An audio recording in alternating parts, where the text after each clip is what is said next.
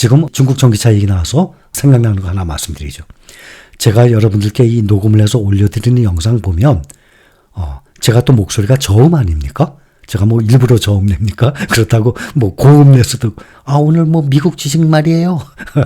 뭐 이렇게 할 수도 없고 말이죠. 목소리 자체가 저음인데다가 이게 울려요. 그래서 여러분들 들을 때 불편한 점이 있었을 겁니다.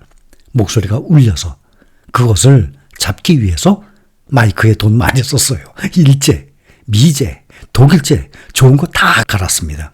그런데 안 되더군요. 근데 요즘에는 좀 덜 울리죠? 그 이유가 중국의 알리익스프레스에 들어가서 2만 원짜리 중국제 마이크 샀어요. 제 아들이 그거 사다가 바꿔주더라고요. 안 울려요. 그래서 지금 몇십만 원짜리 세계적으로 유명한 마이크 쓰다가 계속 울리니까 중국제 2만 원짜리 쓰고 있는 겁니다. 그런데 확실히 울리지 않죠? 점점 이렇게 발전하고 있어요. 무서울 정도로 발전하고 있습니다.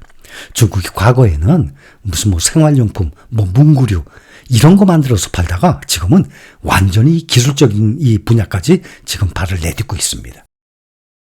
그러나 우리는 2위, 3위와도 월등하게 차이가 나는 세계 1등 시장이고 역사적으로 꾸준히 우상향 중인 미국 주식에 전념할 계획입니다. 우리는 주요 투자처가 처음부터 미국이었습니다.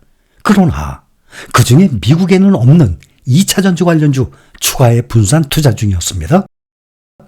여러분들의 포트폴리오에서 미국 주식들은 수익률 정말 만족스럽죠? 마이너스 하신 분들이 없을 겁니다. 계속 사상 최고치로 올라가고 있으니까. 다만 내가 모아둔 것이 작아서 그것이 아쉬울 뿐입니다. 특히 재작년 2022년 하락장에서 많이 모으신 분들 대성공한 거예요. 지금도 기억납니다. 여러분들도 알고 계셨을 거예요.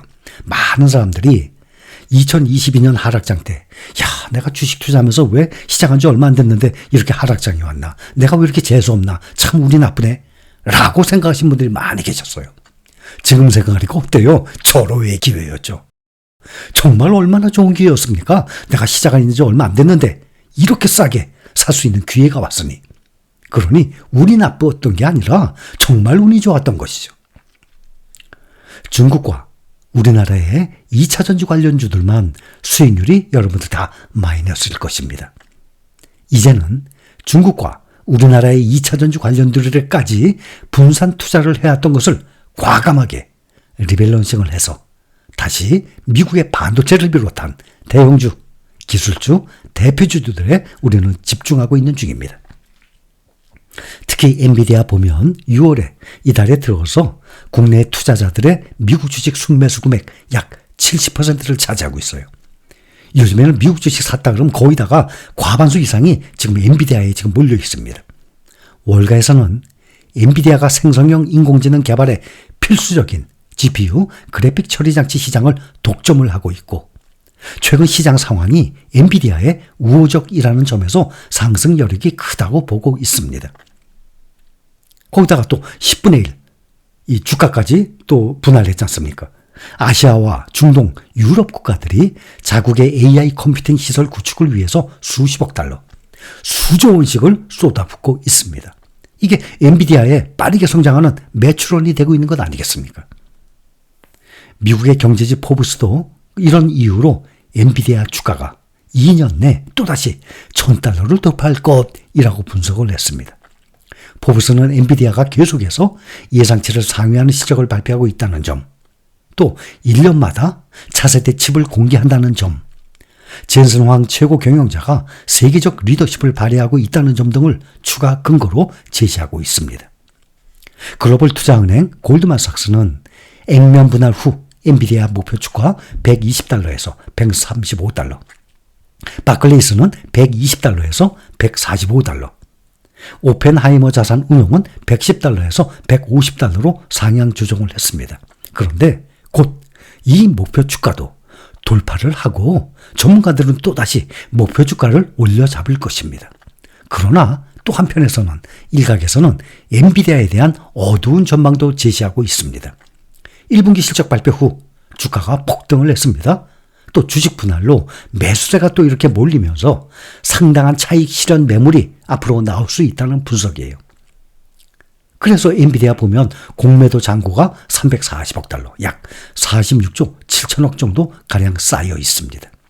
그리고 미국의 경제학자이고 인구 절벽이라는 이 책의 저자인 해리 덴트는 3일 전에 폭스뉴스 디지털과 인터뷰에서 미국 경제 거품이 14년간 지속됐다 라면서 내년 초중반 주식, 부동산 시장이 대폭락하면서 엔비디아도 좋은 기업이지만 98% 하락할 것이라는 비관론을 내놓았습니다.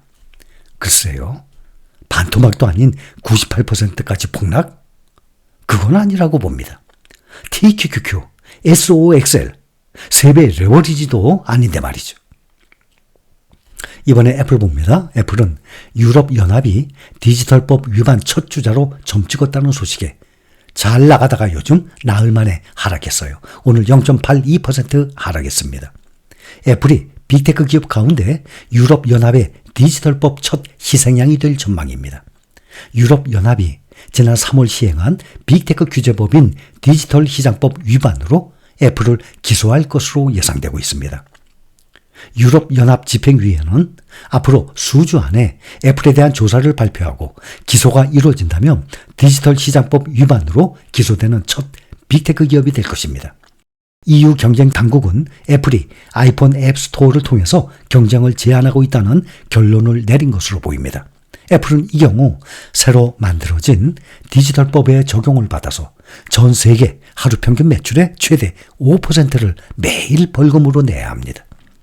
하루 10억 달러 매출을 가운데 5천만 달러를 매일 벌금으로 내게 된다는 뜻이에요. 파이낸셜 타임스는 소식통들을 인용해서 EU 집행위원회가 애플 제재 결심을 굳혔다라고까지 보도했습니다. 사용자들이 추가 비용을 내지 않고 앱스토어 외부에서 결제할 수 있도록 애플리케이션 개발자들에게 권한을 부여해야 한다는 디지털법 규정을 애플이 따르지 않고 있다는 결론을 내렸다는 것입니다. 이 결론이 확정되면 애플은 EU 디지털법에 제재를 받는 첫 타자가 됩니다. EU의 디지털 시장법은 애플 같은 강력한 온라인 문지기들이 그들의 사업을 경쟁자들에게 개방을 하도록 하기 위해서 설계된 것입니다. 역대 가장 강력한 경쟁 장치라고 합니다. 소식통들에 따르면 다만 아직은 EU가 예비 결론에 도달한 상태로 애플이 지금이라도 관행을 수정하면 최종 결정이 달라질 수 있습니다. 소식통들에 따르면 EU는 우선 애플을 손본 뒤에 구글 모기업 알파벳, 페이스북 모기업 메타 플랫폼, 여기에 등에 대해서도 제재에 나설 전망입니다. EU는 알파벳이 자사 앱스토어인 구글 플레이어에 우호적인 디지털 환경을 만들었는지, 메타는 개인정보를 광고에 사용하고 있는지에 관해서 조사 중입니다. 첫 타자가 될 애플은 제재가 결정될 경우 상당한 타격을 입을 수 있습니다. 디지털법에 따르면 규제당국이 제시한 시정이 제대로 이루어질 때까지 제재 대상 기업은 전 세계 하루 매출의 최대 5%를 매일 이행 강제금으로 내야 합니다. 그러니 전 세계 매출이 하루 10억 달러 수준, 매일 5천만 달러를 벌금으로 내야 할 수도 있는 것입니다. EU의 애플 제재는 수주일 안에 발표될 전망입니다. 애플은 이에 대해서 우리는 우리의 계획이 디지털 시장법을 준수한다고 확신한다면서 유럽연합 집행위원회가 조사를 하는 동안 건설적으로 계속 참여할 것이라고 말했습니다. 또 애플은 미국에서도 반독점법 위반으로 재판을 받고 있습니다. 미국 법무부가 3월 애플을 스마트폰 시장 독점 업체로 규정해서 제소했습니다. 오늘은 애플은 다시 시총 2위로 내려왔습니다. 그러나 주간 기준으로는 8%나 급등했습니다. 이로써 지난 일주일간 애플의 시가총액이 2,390억 달러, 약 330조 정도 늘었습니다. 최근에 아이폰 판매 부진으로 한때 시총이 3조 달러를 하회했던 애플이 대약진했습니다. 현재 시가총액 3기업이 완전히 왔다 갔다 할 정도예요. 현재 시가총액 보면 순위 1위 마이크로소프트 3조 2,890억 달러, 2위 애플 3조 2,580억 달러, 3위 엔비디아 3조 2,440억 달러. 시총 차이가 크게 나지 않습니다. 엔비디아가 시가총액 1위 등극할 날 머지 않았다고 보고 있습니다.